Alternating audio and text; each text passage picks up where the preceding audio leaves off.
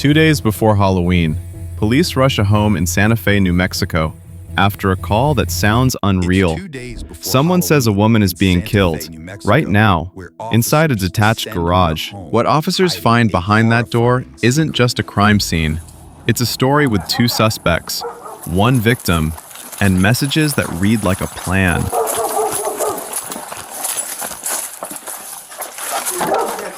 Huh? People walked in. Kick it in.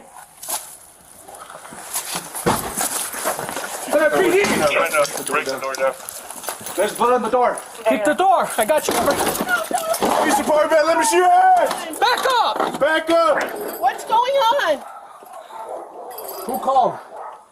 What? So someone was getting killed in here. We're being told that the girlfriend's in the garage. That's where she Where's the garage? apparently killed the other 41. You heard that right. Police were called to this address after someone reported that a woman had been stabbed to death. This is my house. Who's in this garage? Door. Okay, what's with you?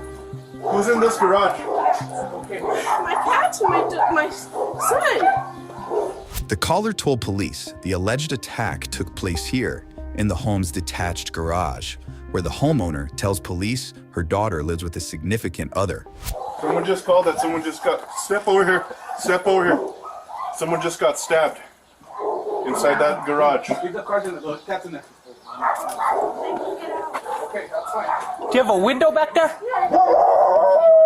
They're saying it's possibly in here. My house? Oh, from my house. Stabbed here? Anybody was stabbed here? 5941 In the garage. Can I open my Is it garage unlocked? door? I don't know. No, we'll get it. We don't want you to get hurt if something's actually happening. Yep, we got it.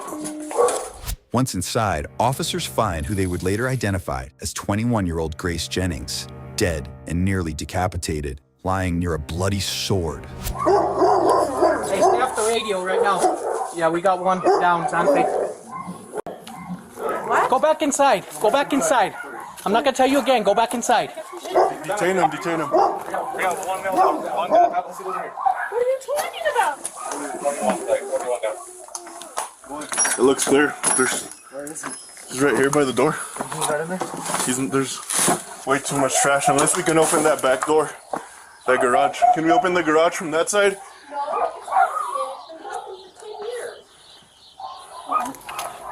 We have Isaac on the phone. Want to know if you guys need him? I guess he's the boyfriend. I invited her last night without even telling me. Where's he I got really pissed off, of course.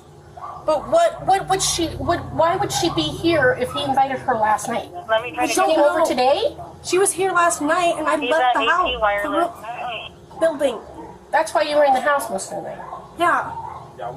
So I was angry. she stayed the night Yeah. in my house? Yeah, and I'm pissed about it. Grace is not allowed here. She knows that. If they're tall and skinny, then it's going to be Grace. If they're tall and bigger, then, Isaac's a big guy. He's hard to miss. He's 6'2". Who's Isaac's girlfriend? She is. You're Isaac's girlfriend? Yes. Okay. Police identify one of the suspects, seen here, as 20-year-old Kiara McCulley, who police said shares the residence with her mother and ex-fiancé, 25-year-old Isaac Apodaca. What are you to Isaac? Well, I'm kind of mother-in-law to be. Kind of, sort of. This is your daughter? Yes, this is my daughter. Step out with me real quick. What's your name? Kiara. Kiara? Do you have shoes on? No. Okay. I don't know where my shoes are.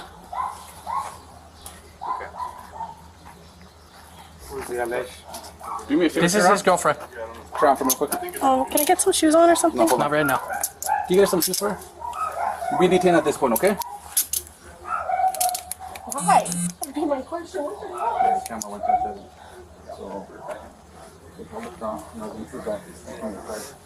to Did you guys have a fight or something? Can she sit down so I can put her shoes on her feet? What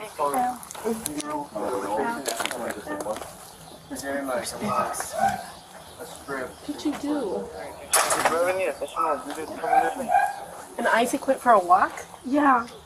So he was going for a walk in the shower, but they were going to go on a walk together. Hey, so she went back in there, so you want to seal this up as well? Okay. She was in the shower. Okay. So nobody's going back in the house and nobody's going back in there, okay? I was kind of like, oh, sounds like a prank call. Yeah, that's what I thought initially. That caught me really off guard when I opened that door. Well, things that I see here, and it's like, I thought it was she's got her ears chopped off. You see that? Huh? She's got her ears chopped off. No, I didn't see that. Her ear chopped off, so.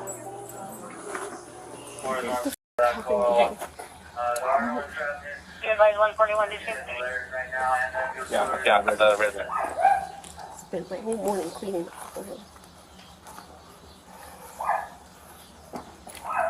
Yeah. I have cats. I have to. They can't get out of the Unfortunately, ma'am, house. but this is an active investigation, okay? Can So I nobody's block going back the in the door house. somehow? No, this is a crime scene at this point. How's my house a crime scene? There's a deceased There's a person dead in your body in your garage. garage. That's why it's a crime There's scene. a body in there? Yes. A dead body in your Stand garage. up for me. Walk this way. Kiara is escorted to a patrol car. Meanwhile, other officers catch up with Isaac across the street, who investigators said called 911 after his mother initially reported the alleged crime. Is that Isaac? Did you call us, bro? Yes, I called. Here, come over here. You're good. Come here. You don't have any knives, any weapons on you? No. No? Put the phone down. Just put it down for now. Just put it down. You're not in trouble, bro. Gotta make sure you don't have any weapons, okay? Here, put your hands up right here. Right here. Here, for now, bro, just because it looks like your girlfriend or whoever's in there is really injured. So for now, we're gonna put you under detention, okay, until we can figure this out. You're not under arrest. Okay. So can you tell me, how did this call transpire? How did you call us? I walked into the garage. I walked into the garage, and when I walk into the garage, she goes, "Oh, I just did it." And I'm like, And who was this? Kiara McCulley, She told you that? very calmly and everything, blood on her hands, and Isaac wastes no time pointing the blame towards Kiara, but once seated in a patrol car, officers look for more details. So what happened, man? I was in the house, and then I walked into the garage, and she goes, okay, I did it. That's what Kiara told you? Yes. I looked at the ground, and there was somebody there, and I didn't touch them or anything. I looked at them and I was like, this is too traumatic for me.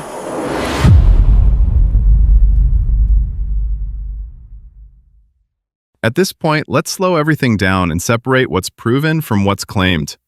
What we know for certain is this. Grace Jennings was found deceased inside a detached garage, nearly decapitated, with a sword nearby. There was no sign of forced entry from an unknown outsider. The people closest to her, Isaac Apodaca and Kiara McCulley, were both present in the hours before her death. From the very beginning, this case wasn't about whether a crime happened.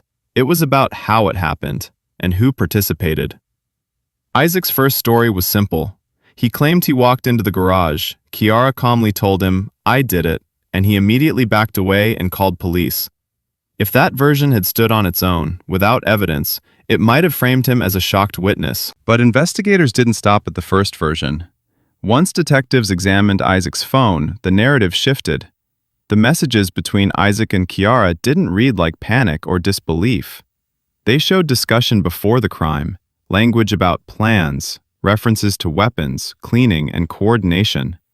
Even when Isaac tried to reframe those texts, calling them jokes, gaming references, misunderstandings, the timing and context mattered more than the explanations. Because those messages existed before Grace was found dead, Kiara's interview added another layer. She admitted to deep emotional conflict with Grace, recurring violent thoughts, and a missing block of memory during the most critical window of time. She also repeated parts of Isaac's strange narrative about underground groups and ranking systems, suggesting either shared fantasy, shared delusion, or shared storytelling. Ultimately, prosecutors didn't need to prove who swung the weapon first. They focused on something broader and legally stronger, that this killing was not spontaneous, that it was discussed, and that both suspects played a role, either through action or encouragement. That's why the charges weren't just murder, but conspiracy to commit murder. What makes this case especially unsettling isn't just the violence, it's how ordinary moments coexist with extreme harm. We hear conversations about showers, walks, cleaning, text messages, and daily frustrations, all while a life is being lost just feet away. This is something Bodycam footage shows better than any dramatized crime show ever could. Violence doesn't always arrive screaming. Sometimes it arrives quietly, through messages, jokes, half-serious comments, and emotional manipulation. Another disturbing element is how responsibility gets diluted. Neither suspect initially says, "I chose to do this." Instead, responsibility is passed around. Misunderstanding, confusion, mental health, missing memories, jokes taken the wrong way. But the law doesn't evaluate guilt based on confusion alone. It looks at patterns, intent, and participation. And when words move toward action, especially words that guide, encourage, or normalize violence, they stop being harmless. There are several hard lessons here, especially for anyone who thinks violence is always obvious or sudden. Lesson 1. Words matter. Text messages, jokes, and hypotheticals can become evidence. If something reads like planning after a crime occurs, it will be treated as planning. Lesson 2. Conspiracy doesn't require the final act. You don't need to hold the weapon to face murder charges. Encouragement, coaching, or enabling can legally place you at the center of a homicide. Lesson 3. Mental health explains, but doesn't excuse. Psychological instability can explain behavior. It can affect sentencing, but it does not erase accountability, especially when warnings, threats, or plans appear beforehand. Lesson 4. The victim's voice is often the quietest. Grace doesn't speak in this footage. We only hear about her through others, often distorted by anger, jealousy, or self-preservation. That's why it's important to remember who truly lost everything here. In the end, the justice system treated this case as it saw it. Kiara McCulley accepted a plea deal, pleading guilty to aggravated second-degree murder and conspiracy, in exchange for testifying against Isaac. She will spend decades in prison. Isaac Apodaca rejected a plea deal and is expected to stand trial, where a jury will decide whether his words and actions cross the line from involvement into responsibility. Regardless of the final verdict, one fact remains unchanged. This wasn't just about one person snapping. It was about a shared dissent, fueled by emotion, instability, and reinforcement. Cases like this are hard to watch, but they matter. If you're here for thoughtful, factual breakdowns of real body cam footage, focused on evidence, accountability, and the human cost behind the headlines, consider subscribing. Leave a comment with your thoughts. Do you believe this was manipulation, mutual planning, or something else entirely? Your perspective adds to the discussion. And in the next video, we're breaking down another case where the first story told to police completely collapses once body cam footage and phone data are examined. Because if this case shows us anything, it's this.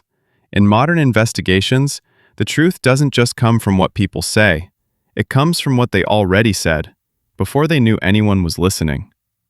Stay tuned.